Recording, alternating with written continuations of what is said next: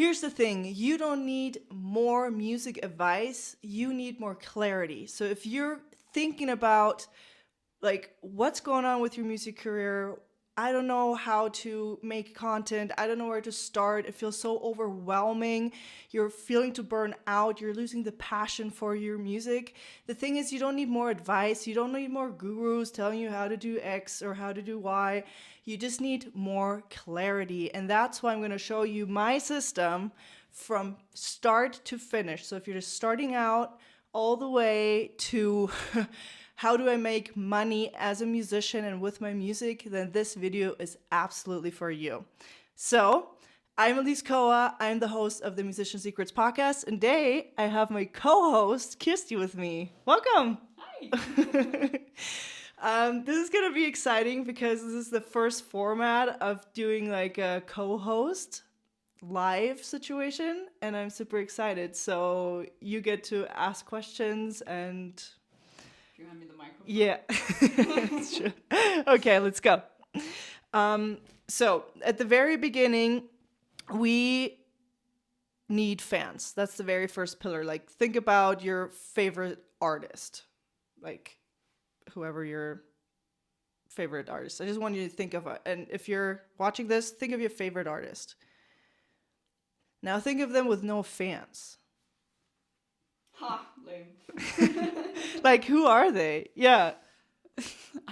I don't know. I can't even think of a specific one right now. There's so many. Oh gosh. But like without fans, like sounds boring. Like, yeah. I wouldn't know them for sure.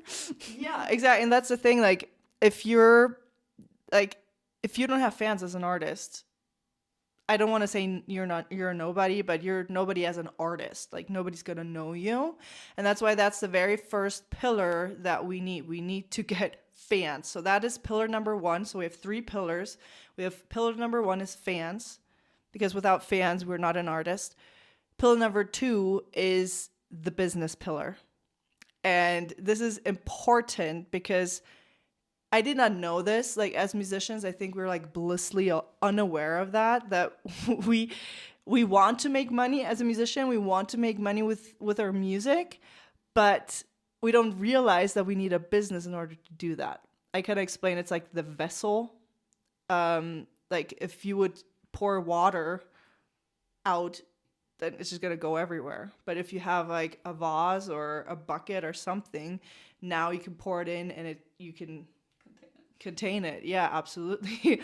And that is just crucial. That's your business. That's where everything's going to go. So in order to have a business, you only need 2 components. That's it.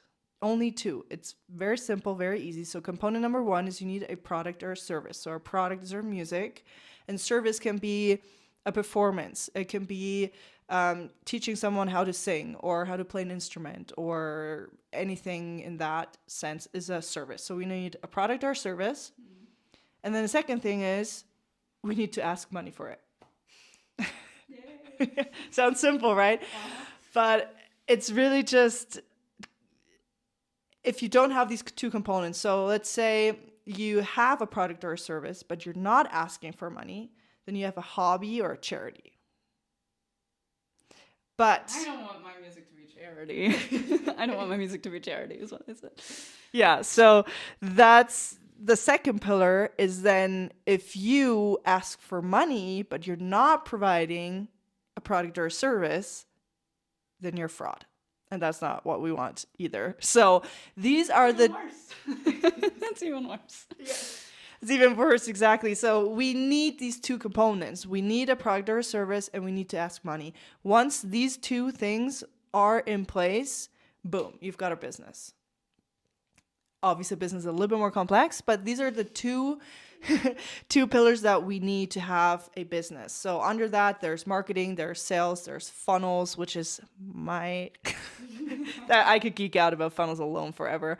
But we have our value ladder, we have our business plan, things like that. They sound very overwhelming, but in the process of this journey, I'll show you that marketing is very easy. Sales is actually fun. Funnels can be set up very quickly, and a business plan is as simple as a drawing that I'm going to show you on here. So they sound very crazy, very, like, what's the word? Kind of overwhelming, but it's just because you don't have clarity on those. And then the third pillar that we need to nurture. So a lot of musicians overlook that. They're like, I just want to get more fans. But if you don't nurture the fans that you already have, you're just going to fall apart, because the first buy is always the hardest. Like, the first sell is the hardest one. Once they've bought from you once, a buyer is a buyer is a buyer is a buyer. It's very likely that someone who's bought from you before and they like what they got, they will do it again. Exactly.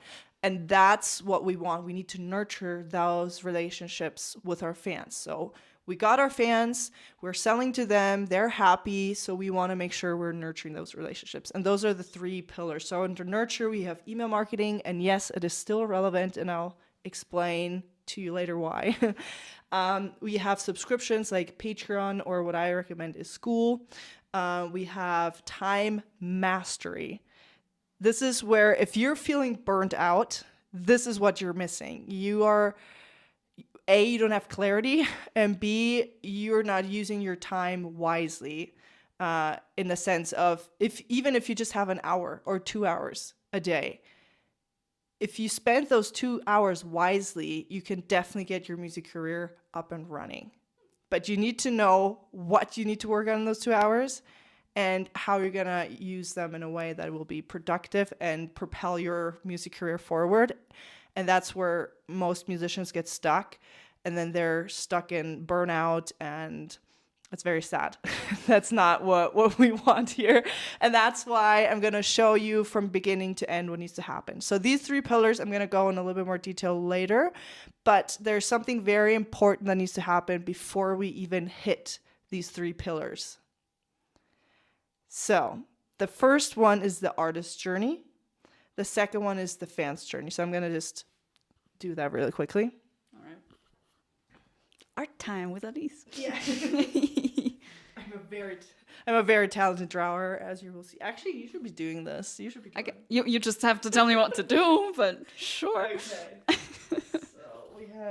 Okay. So here we have the artist journey. Just drawing a line.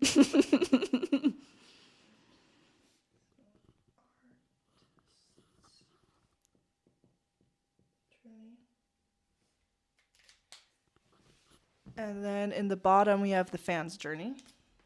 Ooh. I hope they cross. Oh, look at that. They converge.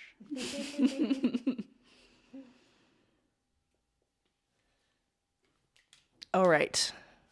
Are you ready for my drawing? Ta-da! It's so pretty.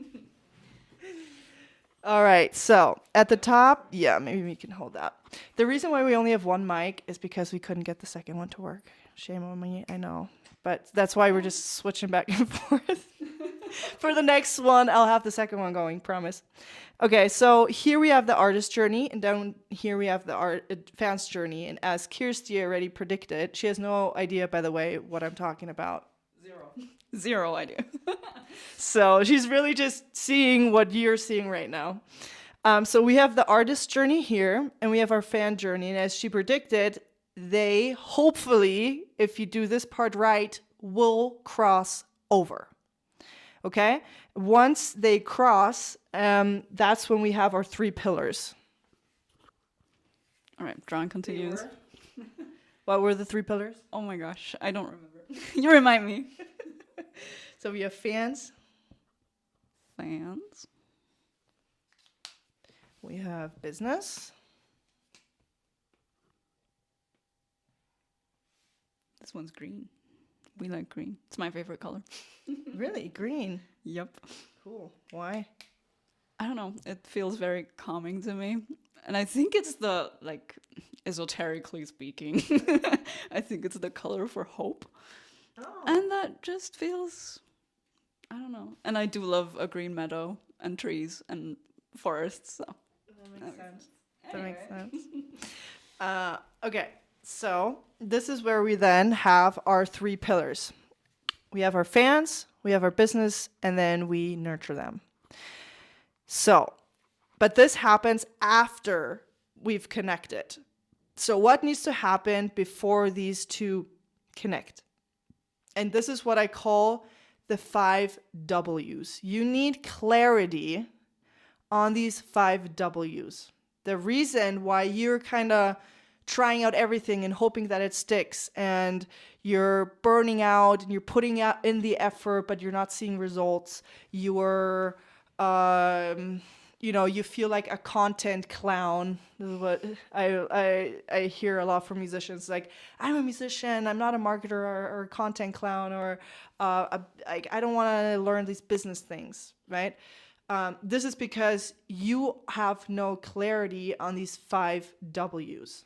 Once you have clarity on these 5 W's, you will know what content to post. You will know how to make or produce your music. You will know how to move forward in your career. But the thing is because most musicians that I've talked to, that I've seen, do not have clarity on all of these 5. They have some of them, some elements, but not all 5 of them. And they're actually very simple. Once you hear them, you'll be like, yeah, duh. But nobody actually sits down and actually is like, okay, what is this? What is this? What is this? And it doesn't even take a lot of time. Like, you can do this part and probably, if you take a long time, let's say 30 minutes. But you just need to get clear on them. And if you don't, then all of this in the back end will not make a lot of sense. Also, you forgot the R. It's neutral. That's true. Here you can... Yeah, I'm the annoying... I'm being the annoying teacher here. There's supposed to be an R. As you can tell, I'm really bad at spelling. That's why you have me. Exactly. She spelled checks for me too. I do. Interesting. Okay. All right. Should I use black for this, or is it too thin? I don't know. What are you trying to do? Let's see. Maybe. Okay, so the first layer. So we have the 5 clarity W's, and we have 3 layers. It's kind of like an onion. The first layer is the first layer is basically, where do you want to go, and where are you now? That might hurt. Where do you want to go, and where are you now? These are extremely important. When you go into Google Maps, the first thing it's going to ask you is, where the heck do you want to go?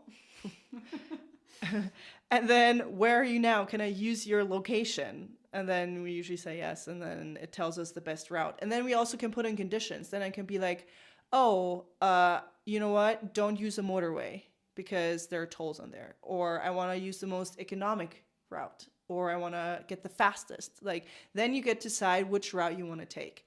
And basically what I'm doing is I'm like drawing out the route for you right now. So that makes sense. Yeah, so you have Google Maps. You're like, I'm in the beginning of my journey. I have 0 followers. I don't know what to do. I have no clarity on my music career. And I want to start building a business that I can support myself full-time as a musician. So this is our Google Maps route. And also the story that I like to use is with Alise in always wanted to say Alice in Borderland, but that's a Netflix show. That's something else. Also cool show, but not what I'm talking about. Wonderland. Alice in Wonderland, of course. You know the scene where the way parts, and there's like a left and a right, and then she asks the cat what direction she should take, and the cat is like, where do you want to go? And then she's like, I don't know. And then the cat is like, well, then it doesn't matter which way you take. And that's the exact same thing. If I don't know where I want to go, then it doesn't matter if you're going to use my framework or somebody else's framework and watch another 50 videos that are not going to be helpful at all, but it will feel like you're learning something, right?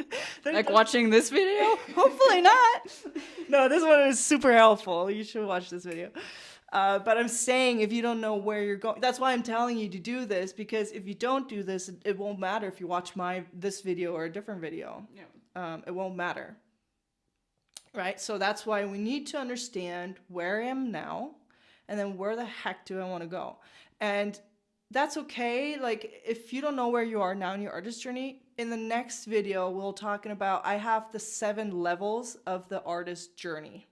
And we're going to be talking about that one. It's going to be very interesting. So if you don't have an idea of where you are or where you want to go, that's okay. I've got you back. In the next video, we're going to be talking about. There's 7 layers that you're basically going to go through as an artist.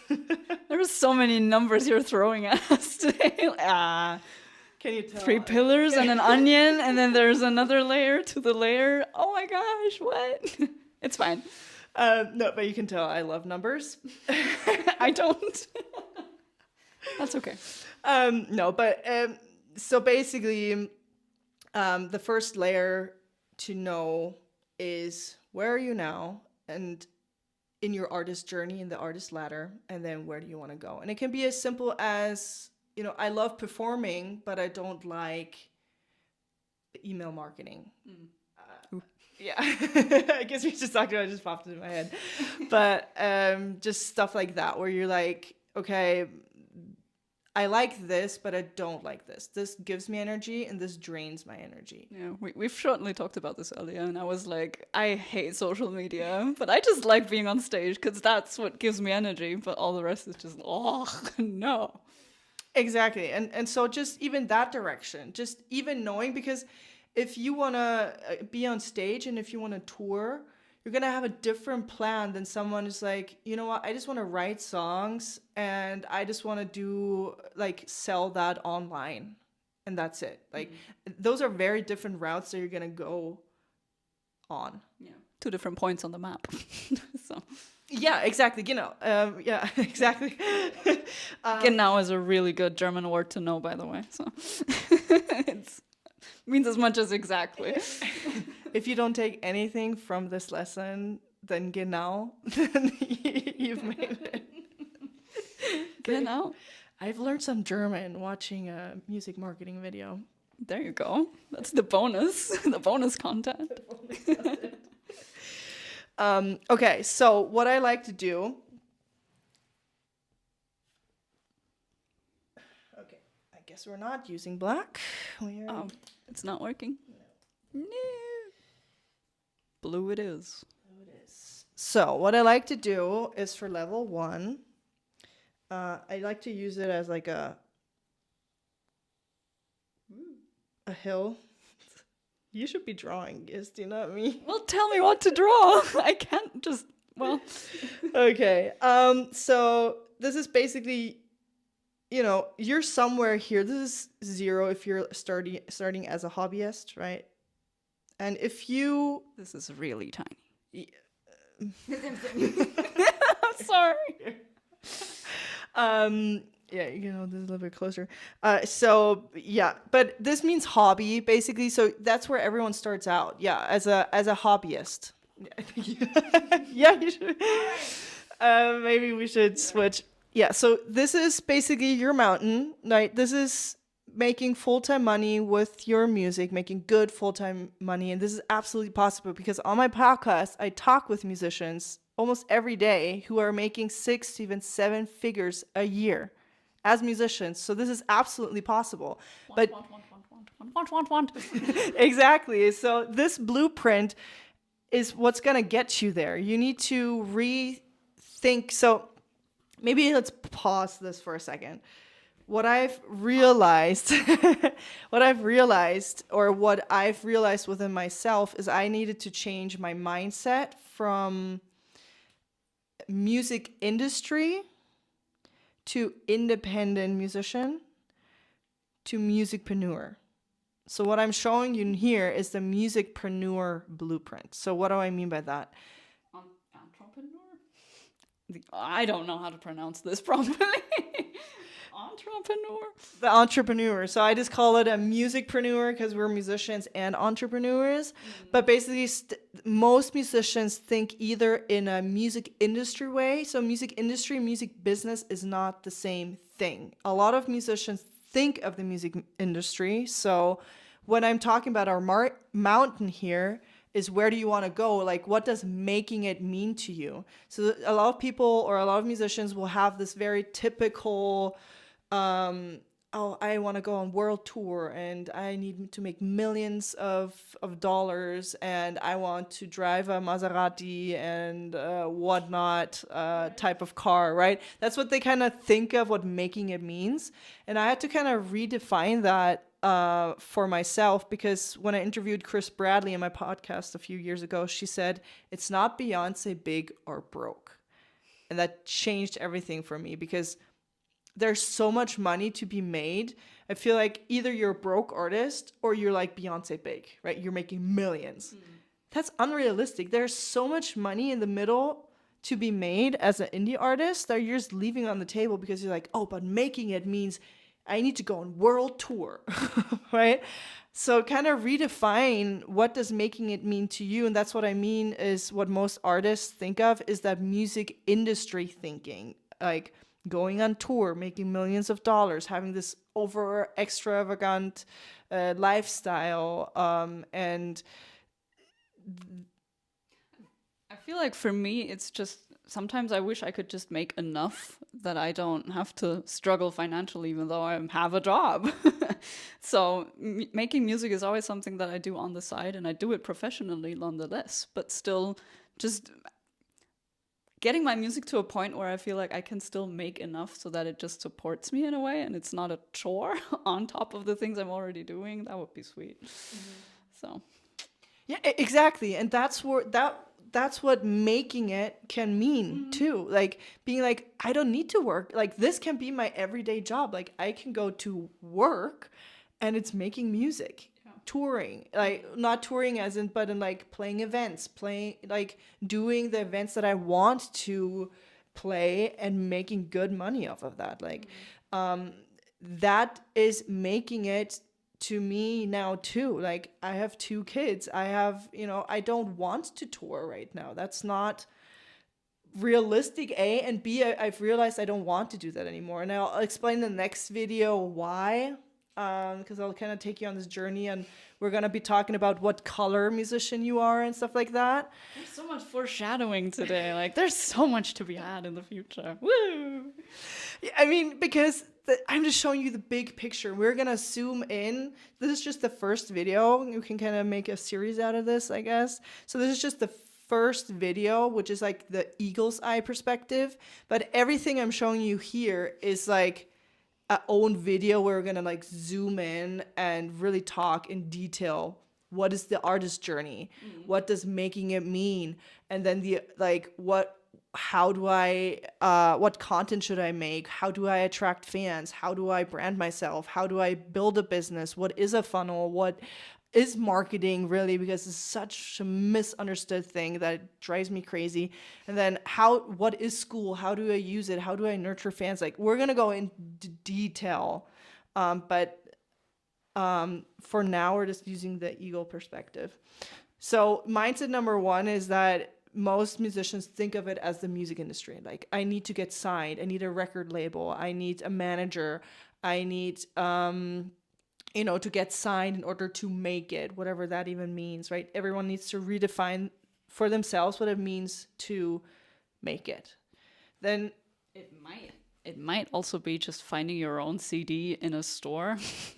That's a dream I've had for years, and I have released my album and I do have a CD, but it's no, like you can order it when you're in the store, but it's nowhere, like they don't show it anywhere. Yeah, exactly. So that can mean making it as well. You just need to redefine, what does this top hill mean to you? Where do you want to go? What does making it mean to you? Where do you want to be in 5 years? Where do you want to be in 10 years? Because the next 5 years, they're going to pass. The next 10 years, they're going to pass. They don't care if you're ready or not. Like, you need to decide, like, where do I want to be in X amount of years? Yeah, that's a big one. But once you're clear on this, it then feeds into the other things that you'll be doing. Sorry, that's something I've learned from another YouTube video, is that you can do something called I don't even know what it was called, but something like backwards mapping. So that as soon as you have your goal, you just go back the steps, like what are the simple steps you have to do to get to this, and before that you probably have to do this. So if you have the goal in mind, it's easier to know what to do in the end, so you can slowly find out what you have to do to get started. Yeah, 100%. Like, that's exactly what we're doing. That's why we're starting with this, because now, thank you for clarifying this. Now we're working backwards, and it's way easier than, finding out your branding and then realizing that you don't want to go on tour. Right? I don't want to go to Buenos Aires. How did I end up here? Exactly, but like for me, like with 2 little kids, I have a 4-year-old and a 5-month-old, like touring is just not realistic right now. Yeah. Neither do I want to be honest.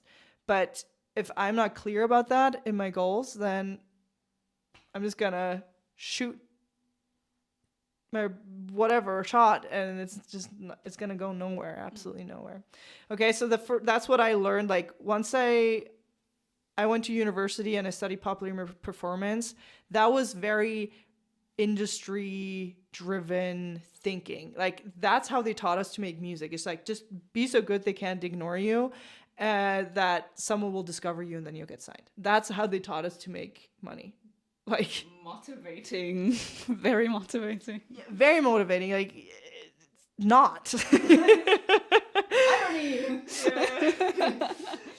But that's what I'm trying to say here is that was my first level of thinking, and that's why I know that most musicians do this too. Is we're just so stuck in our music industry thinking. Because that's just painted everywhere, right? Then level 2 is once you realize that is not serving you, that is a super unrealistic and just unrealistic thing, and you're basically just playing the lottery with your future and your music career. I'm like, okay, then what other options do I have? And there'll be a lot of gurus out there, a lot of videos out there on indie artists thinking. So indie artists they revolve their entire world around Spotify. Pre-save my album here. My new single is out. No, I'm just saying that because you are basically, your entire world is around Spotify. Because everyone is there. Like everyone listens. Yeah. Like everyone I know has Spotify and uses to their music there. So nobody cares if you have a CD. If you don't have your music on Spotify, it's like, eh. But as soon as you tell them, well, it's even on Spotify, it's on Apple Music, on I don't know where, on all streaming platforms, everyone goes, ooh.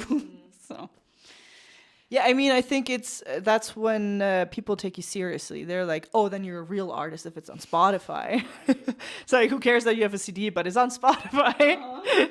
So like, I understand the way of thinking, because that was my next conclusion is after you get out of this music industry thinking, then you go into the indie artist thinking. And I'm not bashing Spotify. I'm not even bashing labels. There is a time and a place where these are relevant, where they will be important, but we're just doing it in the wrong order.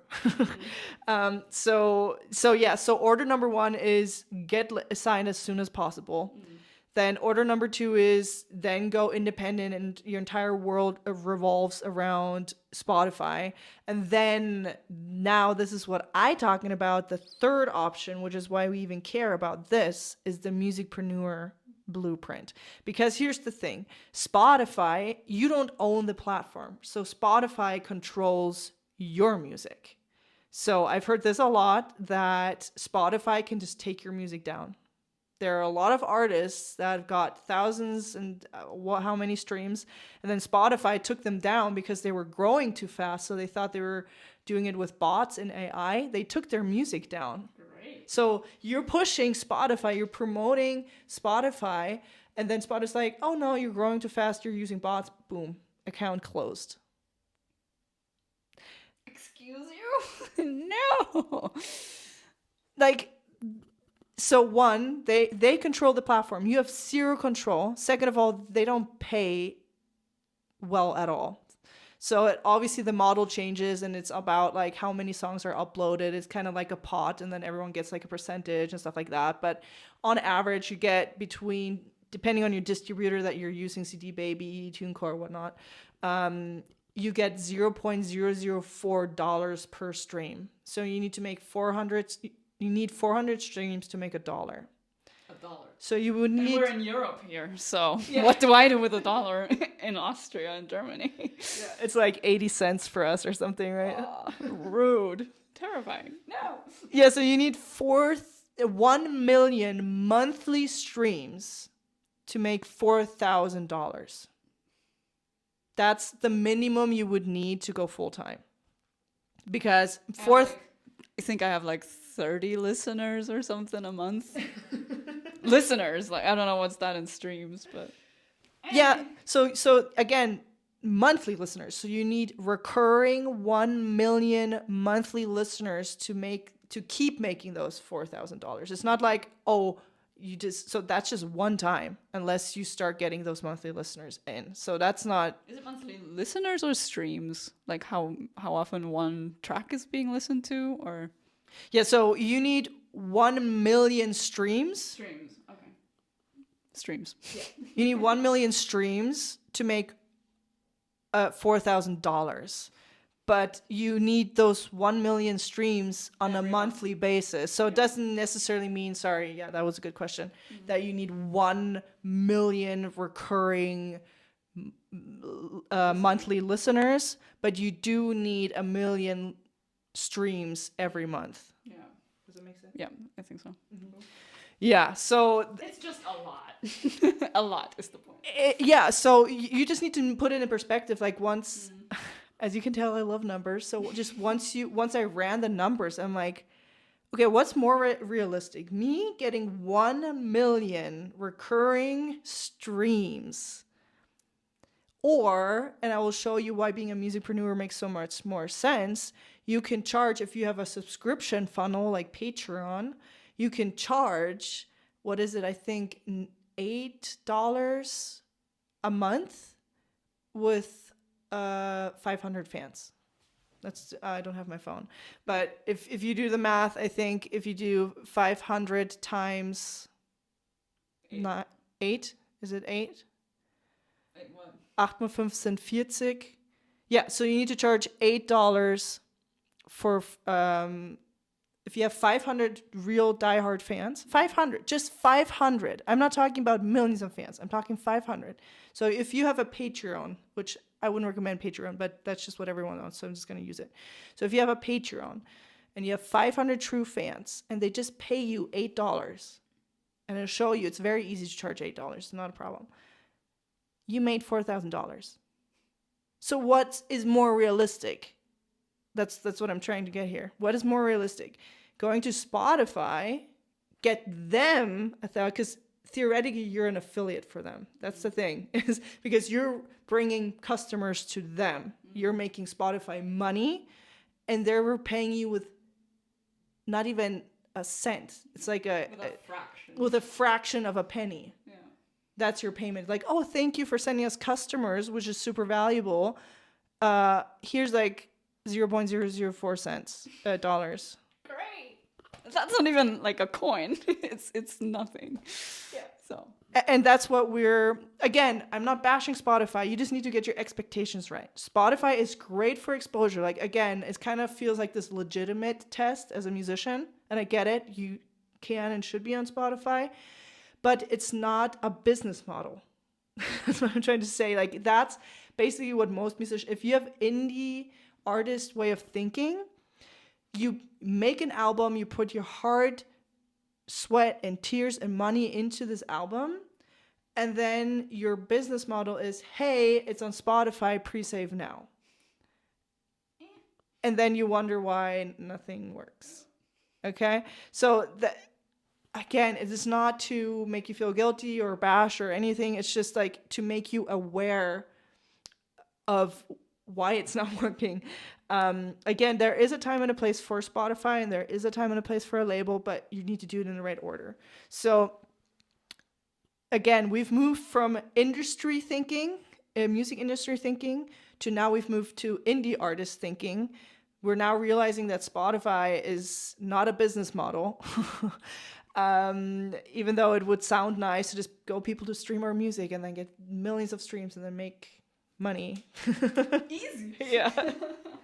But that's just the reality is, unless you're a big, huge artist, and if you're a big, huge artist, then I don't know why you're watching this video, but thanks. But Gee, thanks is what I said. But yeah, thank you for watching if you are a big artist. But anyways, if you're watching this, you're probably a smaller artist, or you just want to get started, or you're kind of in the midst of it, but you have no direction. Like I do. Right? And so that's why we then need to go the route as the musicpreneur, someone who understands, oh, okay, if I want to make money, again, if I have these two components, it's just a product or a service, asking money for that, I am now a business. And that's for anything. It's not music related. It can be anything. You could be selling socks. You could be selling water. You could be selling a TV or a car. It doesn't freaking matter. That's just the core of a business. Like, we just happen to sell music, right? And so that's then where the musicpreneur comes in. And this is where you can actually make money with only 500 fans. And even just 250 if you charge, what do you say? We said $8. So if you double that, that's $16. So if you have 250 die-hard fans and you charge $16, boom, 4K recurring revenue. You can quit your full-time job doing that and then scale from there. And again, this is just one option. We're going to have a value ladder. Again, I'm so excited for the next steps, because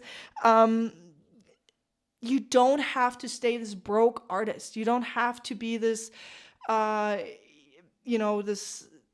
it's just like this all or nothing kind of way of thinking. Like, this is the musicpreneur way of thinking, knowing, okay, I need to build a business. And then in the back end, I can send people to Spotify. Like, once I've have this infrastructure in place, we will send people to Spotify, but just later on. There are different strategies for that. But we don't want them to send them there first, because that's what people do, is they like, oh, I get pre-save my album, and they send them straight to Spotify. No, we want to send them to a funnel. Again, I will explain that in later videos, what that is. And then once we, done that, then in the back end, we can send them to Spotify, because it's just unrealistic. People do what is the easiest to do. It's just as simple as that, unfortunately. So they just follow the way of the least resistance. And that is just, today, it's Spotify or any other streaming, iTunes, whatever it is. And so we need to, instead of being like, oh, but Spotify doesn't pay us, we need to find a way to build a business that will make us money, and have Spotify be kind of on second thought and not the center of attention. Not the main focus, not the center of attention. Exactly. And that is the problem. Like, that's the indie artist thinking, is that Spotify or a streaming platform is a business model. You just have to find your fans in a different way then, don't you? Because for me, most people are excited about my music as soon as they hear, oh, it's on Spotify, even, as you said. Yeah. But I mean, okay, I can shift my way of thinking and say Spotify is not that important, but it is to my fans. Yeah. So how do I get my fans to understand that Spotify is not the big thing or the best deal? Well, when you say go pre-save my album, that's, in business terms, that's what we call a call to action, short for CTA. So if you ever heard someone CTA, you hear it a lot, and it's everyone on Instagram, right?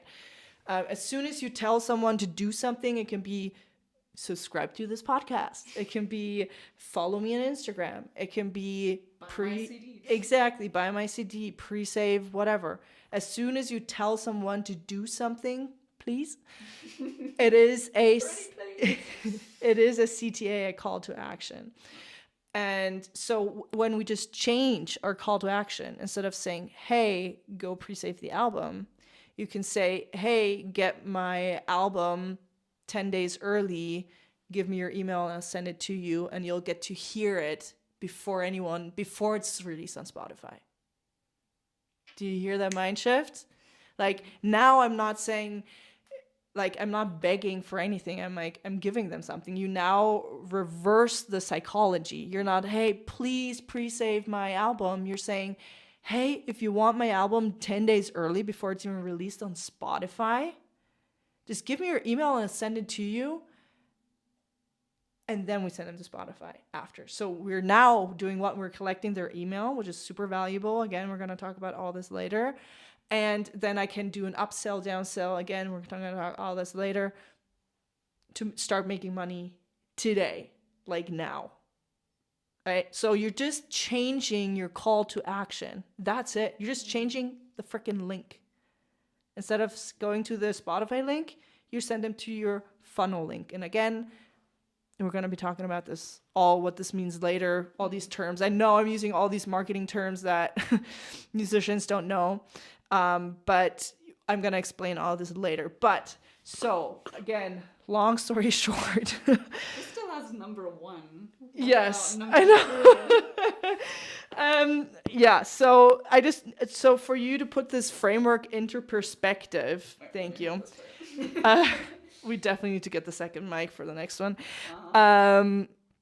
In order for this framework to make sense in your head, that's why I kind of went a detour on this. So this is not the music industry thinking. This is not indie musician thinking. This is musicpreneur thinking. This is evergreen framework. This is not a thing that's you're gonna watch this 5 years from now and be like, this doesn't apply to me anymore. These are principles that don't expire. This is evergreen content. And the cool thing, music is also evergreen content. Like, that's the cool thing. Like, you just make it once and you can make money from that from the rest of your life, because musicians think they just promote it once and then they're done. No, you can promote it over and over and over and over again, because there's someone out there that hasn't heard it yet. For sure.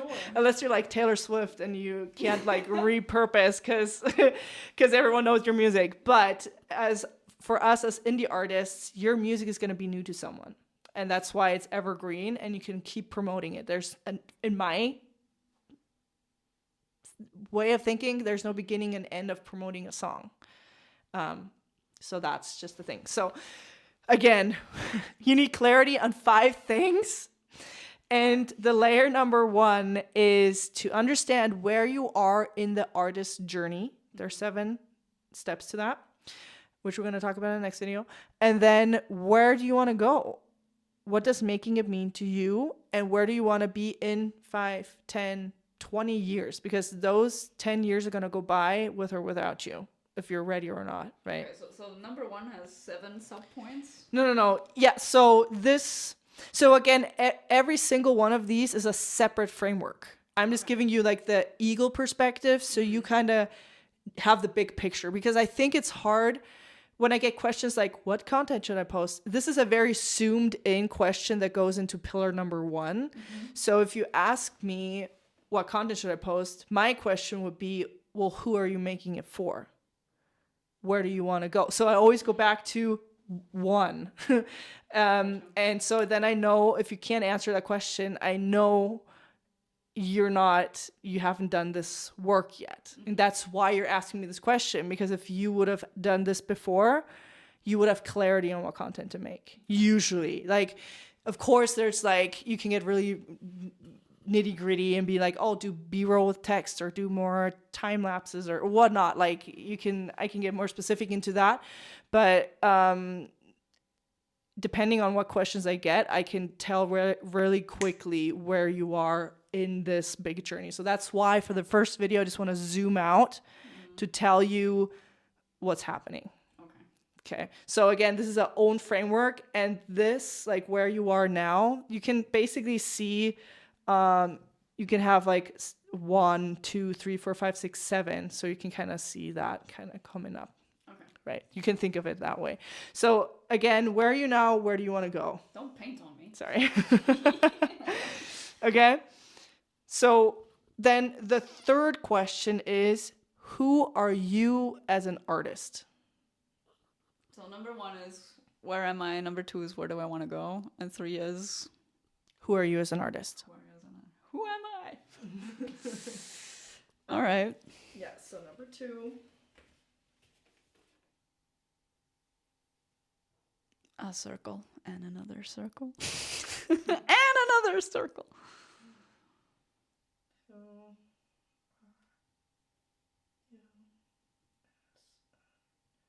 Artist. Okay. I don't know what to say. But I do have the microphone. Yeah. Okay, let's switch. Yeah. This is great.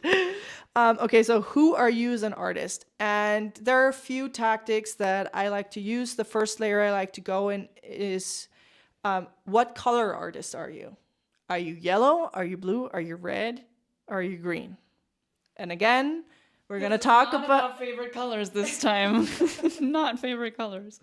Exactly. This is not about what your favorite color is as an artist. It is who you are as an artist. And if you have read the book Surrounded by Idiots, you kind of know where I'm going to go with this. But you got to watch the next video to find out exactly. But so who are you as an artist? So in that, I like to use what color are you, because that will also determine where you want to go. So basically, when you know where you want to go, I know what color you are. So that's the first layer. Then the second layer is finding your brand identity. Okay, so basically there are 12 brand archetypes. So you are most likely going to have one of these brand archetypes. And then once we know that, we're going to go deeper. And that's when we do the purple cow method, which is super exciting. It's by Seth Godin. So he basically points it out as, it's like when you're driving in your car and you see all these cows. And they're brown and they're black and they're white and they're white and they're black and they're brown. And there's more white and more black and more brown. All of a sudden there's a purple cow. Milka! Chocolate! For us Germans, we would say Milka, yeah. But what are you gonna do? You're gonna stop and be like, "What the heck is that?" And Probably. Probably, yeah. Do we milk it and get chocolate? Ooh. But so basically, the purple cow method is what makes you unique as an artist. This is what's going to make people stop and be like, oh, there's something interesting about you. There's something unique about you. Basically, you're positioning yourself as the purple cow. And you do the purple cow, and this is why I have these 3 rings. I don't know if you can draw a cow, but here is basically where we have the purple cow in here. It would have to be very tiny. Yeah, no, but I think people can barely probably see this. But this is where we have our why. Why do we make music? But it says, who are you as an artist? Not why. Yeah, but it's under. I'm being a pain in the butt. You're fired. No, so basically, why do you make music? What's your vision? Do you have a message that you want to get out there? That's the first layer. I mean, start with why with Simon Sinek. That's like a deep, like if your why is strong enough, you'll figure out the how. Like if you really want this, if you have this burning desire to like get your music out there and you just feel like it needs to be heard by people, and your why you're doing it is strong enough, you wouldn't even need this framework. You'll figure it out how. It will take you longer, and it will probably cost you a lot of time, money, and mistakes. Also, if you're anything like me, I always have like, it comes in waves. Sometimes I have that burning passion, and sometimes it just gets buried underneath other stuff because life is life. But that's also really normal. Yeah. Because again, like if you don't have a clear strategy, if you don't know what you should be doing, you're going to run out of fuel very fast. Your passion is going to die. You're going to burn out. And that's why so many musicians, when I talk to them, they're like, I don't know what I'm even doing anymore. Like, am I even doing the right thing? Do I even want to be a musician? Like, it's so hard. But that's only because, again, you're missing the clarity. You don't know exactly what to do. You don't have systems in place. You don't have habits that you're doing, like little things that you're doing that will propel that forward. So that is a totally normal thing. Just FYI. So I think totally. I'm aware, but it's just give me the framework, Alise. Exactly. Okay. All right. So again, in our purple cow, we start with why we're even doing it, what our vision is, what our mission is, what message we want to put out to our fans. Then we're gonna, once we have our why, we need our values and our beliefs. So many people think that branding is your color palette, your style, your hair, your whatever, right? The vision, the visual thing. When branding is really just who you are, and then the visuals represent that. So what do you believe in? What do you stand against? What it really annoys you? What is something that you're gonna get behind, or what are your morals? What are your thoughts? What do you just value as a human being?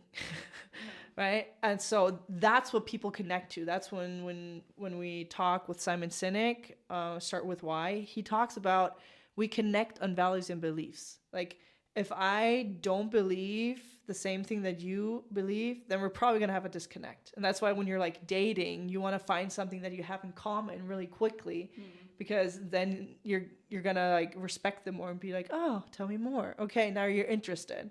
That's the exact same thing with fans. Like, if people are scrolling through social media and they're like, oh, he or she believes the same thing that I believe, I'm going to stick around. Right? And so that's why the values and beliefs are extremely important when we're talking about branding. And that's then when we come to the last one. This is where we have our vibe. I just call it the vibe. That's when we go into vision. So once I know what color artist I am, once I know what brand archetype I am, what my values and beliefs are, what my vision is, and all that stuff, then at the very end, that's the last thing I do. I go into my vision board and make a mood board and stuff like that. Be like, okay, what is my font? What color would I look like? what hair do I want to have? What clothes do I want to wear? What backdrop do I want to have? Now this will also make sense to answer now, because now you're clear on this, and now you know, okay, what would chill look like, right? So that's why I have a couch in here and not 2 chairs, right? So again, it's just like, because I know I want this like relaxed, just friends talking to each other kind of vibe, fly in the wall kind of video. And it's not a vibe because we are friends. We are friends. We are actually, this is not just fake. We actually know each other. I convinced her to do this with me. You can't see, but her foot is chained to the couch. I'm just kidding. Somebody help me. Okay, so this is just a really quick thing to kind of get your purple cow going. Where does this fit into this journey thing? Yeah, so this is what I'm getting to now. I knew when to ask the question. Yeah, exactly. So again, so this is the artist's journey. So we know where we are, where we want to go. We know who we are as an artist. And now the third layer is where we get into the fan's journey, which is, who are you making music for, and why should they care about you and your music? That's part of number 2. No, that's 3. Right? So we're now on number 3, guys. Yes. Yes. She painted on me. It was bound to happen. Oh, don't worry. It's water-based anyway. Yeah. It's gonna rub off. Can't it? Okay, so who and why? Whoops, forgot the why. Let's do this again. Don't you ever? Yeah, perfect. That's how you deal with problems. You just cross them out and redo it. Exactly. Okay, so now we're on the last layer, which is our fourth and our fifth W in the clarity, right? So where are you now? Where are you going? Who are you as an artist? Who are you making music for, and why should they care? So those are 5 clarity W's. Okay? And we need to answer them all before we get to this, okay? Because when I go on my journey, which is where do I want to go and who am I? And then if I know who my fans are and why they should care about me and my music, now that's when we link together, right? Yeah, it's this epiphany happening. Because here's the thing. I get pushback on this a lot. It's like, but I just make music for everyone. I want everyone to listen to my music. I want everyone to like my music. Okay, think of your favorite artist. Does everyone like them? Definitely not. Exactly. And you can take every single freaking artist. Taylor Swift, you love her or you hate her. You can take Coldplay, you can take The Weeknd, you can take Billie Eilish. I don't care who you're taking. People will love them or hate them. It is not realistic that you make music for everyone. Also, people in their lives are gonna like one artist for a specific time in their life and then not like them anymore, or they just start to like them more because they make different kind of music or something like that. So it's not like you love this artist and then you love them for the rest of your life. So True, I didn't even think about that. Yeah, that's a good, valid point, because that's exactly what I'm saying is you don't make music for everyone. Yeah. You may want that, but that's unrealistic, because why? Because you aren't for everyone. Like, people are gonna watch this and they're probably gonna say, I don't like your ponytail, or I don't like the necklace you're wearing, or I don't like this, I don't like the sound of your voice, or whatever. And then somebody else will be like, I love your necklace. I love the color of your eyes. I love that this is a relaxed, chill, fly on the wall video. And somebody will hate it. And that's okay. But the thing is, if I stay true to myself and I know who I am and where I want to go and who I'm making music for, now I have a direction. Because you can't please everyone. It is freaking impossible. So at least please yourself. At the end then of at the least you're having fun. Then at least you're having fun. Yeah. So. Exactly. So it's not about like making sure everyone likes you. It's about doing what you love and then focusing on who will love that too. And that's what I'm going to get into like just a second. But I just want to get that myth out of the way that I make music for everyone. Please don't. Yeah. Please don't. Yeah. Oh, no. Exactly. And because you want your own fans and your own little, like, those people who are going to be excited about it, and not, do you want Kathy from next door to enjoy your music, or is she just really weird? Yeah. You know, like, and she would be everyone. Exactly. And I get it. Like, we want everyone to like our music, and you know, that's a legit way of thinking about it, but that way of thinking is limiting yourself, you know? And so that's why you need to know, who are my fans, right? Because, you know, the reason why people love or hate Taylor Swift is either you are this like very girly, like totally love and you are, you know, into like that her style, or you're not. Like, it's okay if you're if you're into like heavy metal and like this rocker and like whatnot, you're probably not gonna like Taylor Swift, and that's okay. Like, so it's just kind of find out like who you are as an artist and what music do you make, and then who is gonna like that as well, and be like, what is their personality? So don't just be like, who is it for? Moms. That is very vague. So kind of be, what does their day look like? What personality traits do they have? What values and beliefs do they have? Newsflash is probably going to be very likely to what you're having, because again, that's where we're going to connect with them. Right? Exactly. So this is where we come together here, is because their values and beliefs are going to connect with our values and beliefs. And their day is going to connect to the lyrics that we're writing or the music that we're making.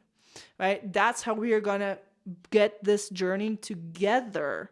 This is where we're gonna cross here, because it is impossible to not come together then and like our music. Right? If you're a country artist and you love to write about, I don't know if I want to go to politics route, but if you like there's this one artist that my husband listens to, and he sings about fly fishing. Like fly fishing, like his girlfriend dumped him because he wanted to go fly fishing, and then that entire song is about fly fishing, like. And then so if you're like into SpongeBob and Quallenfischen. What are those in? I've never watched SpongeBob in English, but it's what that's SpongeBob SquarePants, right? Yeah, it's SpongeBob, but like, what is the Quallenfischen? Oh, I don't know. They're fishing. What are Quallen? Oh, like squid? I'm sorry, probably. Is it squid? Squid fishing. Squid fit. Anyways, what I'm trying to say, if you also like fly fishing, then you're gonna probably connect to that song. I mean, sure. Or to the idea that his girlfriend dumped him because he wanted to go fly fishing with the boys. That's probably gonna be a boy man thing to relate to.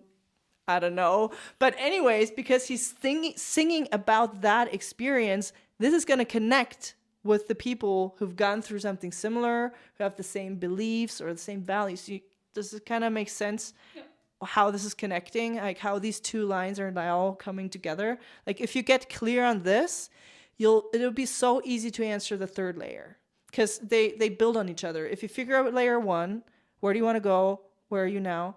Then you can feed layer 2. Who are you as an artist? Okay, if you know who you are as an artist and what music you make, okay, now who is it for? And now, and this is where a lot of musicians get hung up on, is why should they care? Why should they care about you? And why should they care about your music? And that is actually, it sounds like this big question. It's actually very easy, because it's basically just, what result are you getting them? So what results are we getting? People. We make them, connection. We make them laugh. We make them cry. We make them escape reality. Feel something, hopefully. Yeah. It's what I want from my music most of the time. Not all the time. Like, we're different people in different times of our lives. But sometimes I just want to feel something when I listen to music. And like, sometimes the lyrics makes me feel understood in something that I think I'm all alone with in. So, you know, it's moments like these when you're like, yeah, that's why I listen to music. So if you can do the same thing for the people who listen to your music, yes, please. 100%. And that's why they should listen to your music. Right? So do you want to get them to dance? Is it a song they listen on a late night drive home? Is it a song that they're going to listen to on the club? Is it something it's going to help them focus when they're doing their work, to get into deep work, into meditation, into working out? Like, we forget what value, what results we bring people, because we're so close to this, right? But when we kind of take a step back. Gosh, if you take a step back, we're everywhere. Like music, people are like, oh, we don't need music. I'm like, okay, just go without music for a week. I guarantee you won't be able to do it, because it's everywhere. Yeah. It's kind of like breathing. Even if you go shopping, like, if you just want to get some groceries, I'm pretty sure the grocery store has music somewhere. Or at least the bigger ones do, I'm pretty sure. Unless it's like Aldi or something. But even when your phone rings, unless it's on silent mode. Music. Your alarm clock in the morning. Haha. It's everywhere. Yeah, and that's what I'm saying. You're so used to music that you're not even noticing it anymore. Okay. So you won't even be able to listen to the radio in the car. Like your phone has a ringtone. When you're going shopping, you can't even watch a movie or a trailer or whatever. Like it is impossible to not have music in your life. And that's why you kind of just take a step back. Like, the reason why people should listen to your music is really just because they want to have a good time. They want to dance. They want to go to the club and not worry about tomorrow. They just want to forget their problems, or they want to feel heard or understood. Like, and I'm not saying that all your music has to be one thing. Like all your music has to be dance music for a club. Like you have a different song for different things, because that will be a different touch point for a different person. Like someone will connect to this song, but not to that song, but will connect to this song and not for that. And they will use this song when they want to go dancing, and then they want to listen to this song if they just want to have a good cry. Oh, yeah. Right? So the why, it seems like this big question, like why should someone care about your music and why should someone care about you? It's just, yeah, because they want to have a good time at the club. It can be as simple as that. But you just need to be aware of it. Like that's just like so many musicians are not aware of this. Because it does sound a little rude to see like, why should I care? and it feels like it's a personal attack, because you're like, they should care because it's my music. I mean, but here's the thing, nobody cares that it's your music in the beginning, unless they then become fans. Then they do care, because now you have your purple cow in place and you know your brand identity and stuff like that. Then people start caring, because now you're sharing your story, you're doing all these things. That's how they connect, and then they do care, because they're like, oh, but she overcame this. And we do it all the time in our music, right? It's all about story in there, and so we get all these connections, right? But the thing is, if I don't ask these questions, like every time I post something on social media, every time I make a podcast, every time I make a video, or I do anything, the two questions I ask myself every single time: okay, who is this video for? That's why in the beginning I addressed the people who this video is for. If you forgot, rewind the video, go to the start, and see who I told you the video is for. And then why should they care? So I told you in the beginning of this video why you should care about this video. You need to answer these two questions every single time, because then that's where you connect.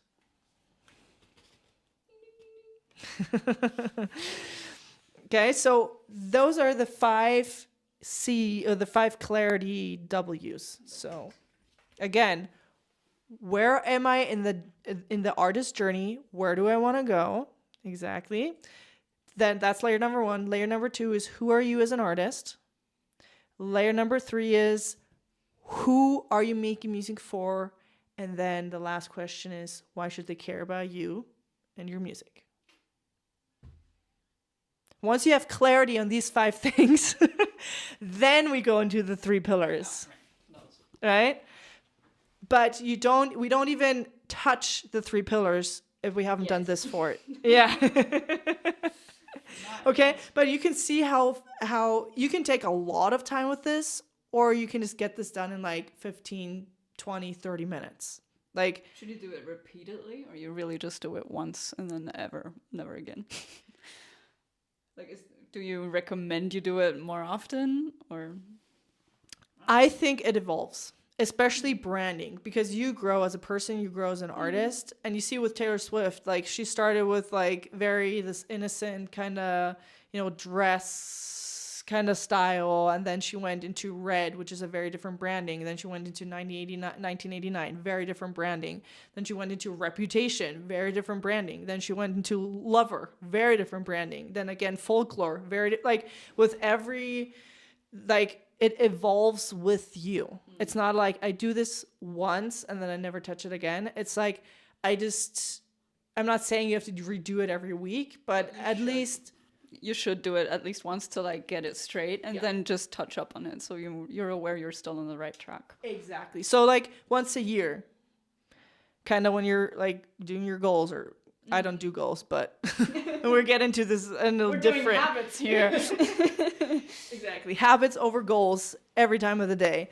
But that's a good question. Like you need to get clarity on these 5 things, period, and then touch on them at least like around like every year or something to make sure you're still where you want to go. Maybe you've changed your mind on where you want to go. You want to go in a different direction. Maybe you changed your branding because whatnot doesn't, you don't like it anymore, or you're bringing out a different album, you want a different brand for that.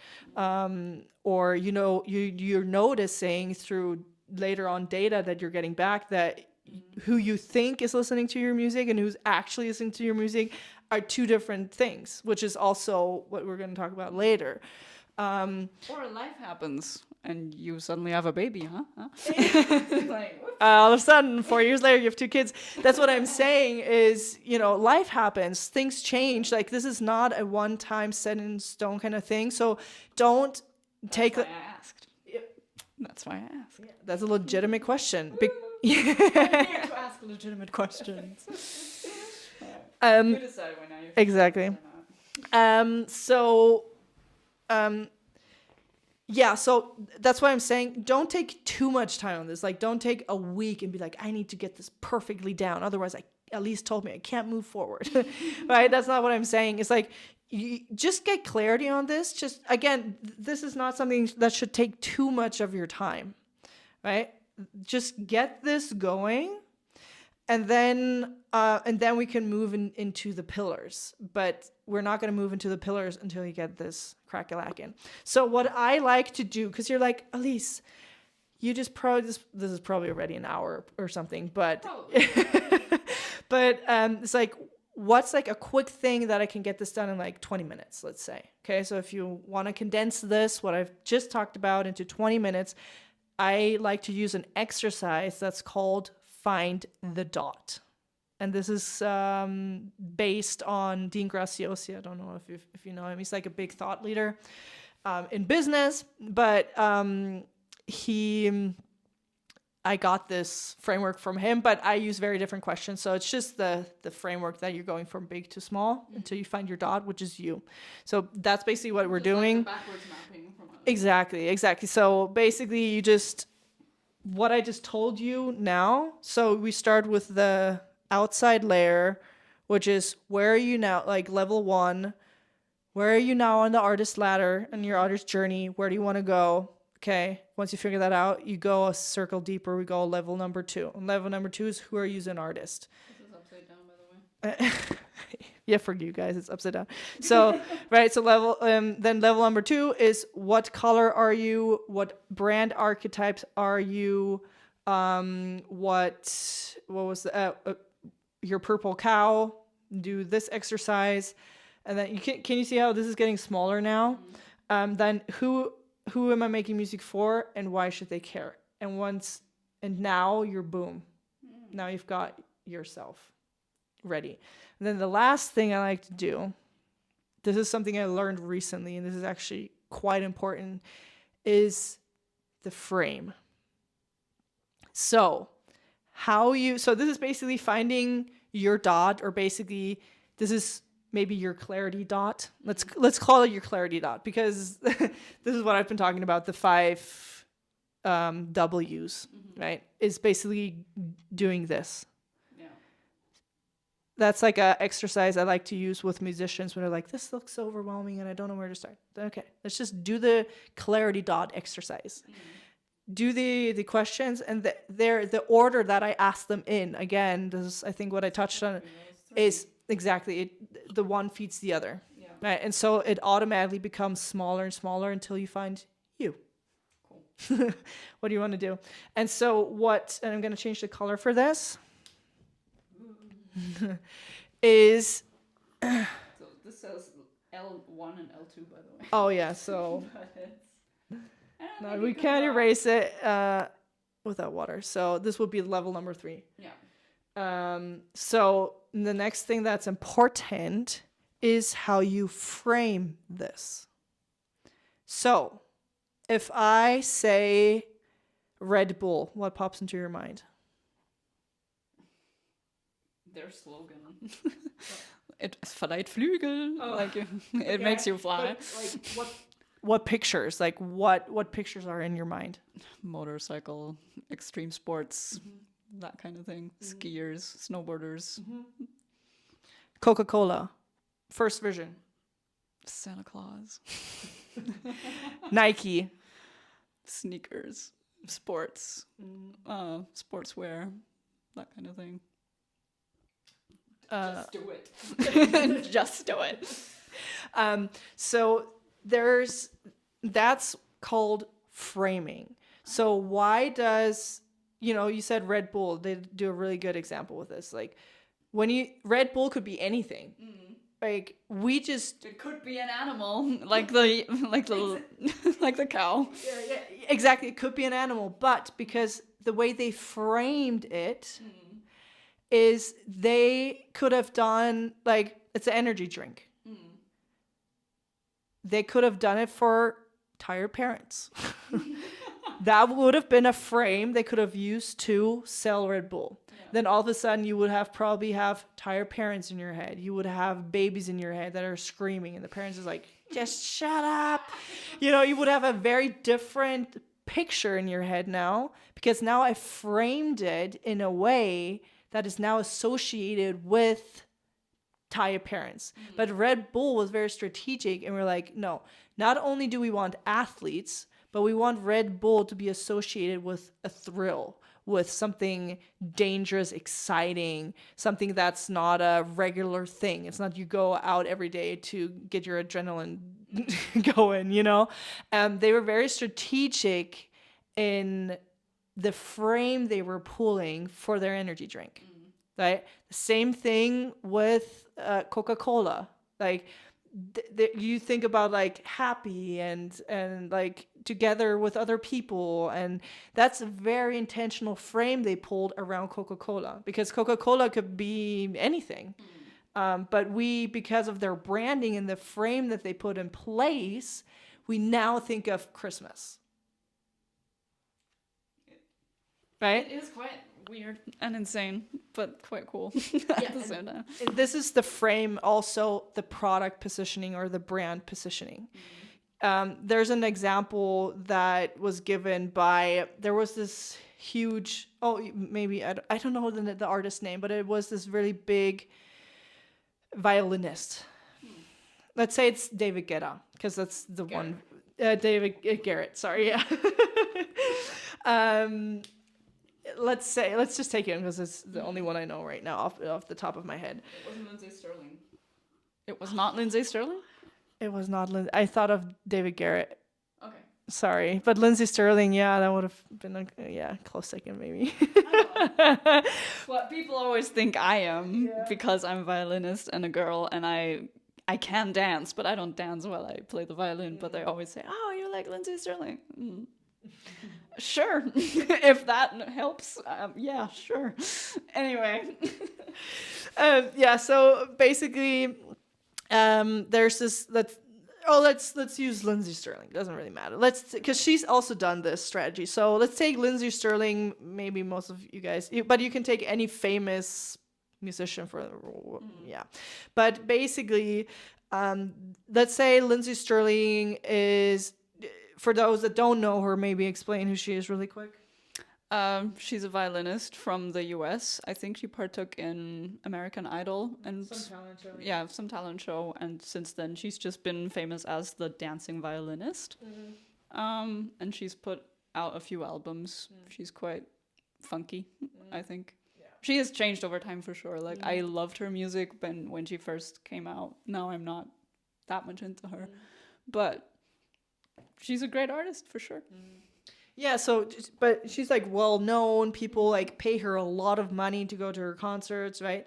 And so if we put Lindsay Sterling, and there's also, I think, a video even on her Instagram, I saw that she just played in public as like a street artist, right? And she even collaborated with somebody, and there were just the two of them, and just to see if they would stop. And nothing much happened. They just had a few people listen and then go, and then, you know, some started filming and then left and whatnot. But not much happened, right? But then she then goes and plays concerts and sells tickets to her shows. And that is because of the frame. You've changed the frame. You have the exact same artist, you have the exact same music, but just the way you framed her. And that means in one, you're framing her as the street artist. And the other one, you're framing her as like a successful artist that has this big arena, right? And that's what framing does for you. So if you're framing your music in a way that screams street artist, unless you want to go for that look, then it's not framed within your brand, then there will be a disconnect and people are like, oh, right? So like, let's say if Prada or Gucci, like these are luxurious brands, and they did their photo shoot next to a garbage bin or something, right? It would be like, what the heck? It will definitely be a scroll stopper. You're like, why is there Gucci in the garbage bin? But That's for real. What? But again, the frame that you're important. So because you figure out all of these components, but then you get the framing wrong, people are gonna be like, what's going on? I thought you were this thing, but you're actually really this, right? You're framing yourself in the wrong way. And then one last thing that I want to touch on. Another one. One last thing. I should have brought up a lot. We should have timed it. So we're almost done.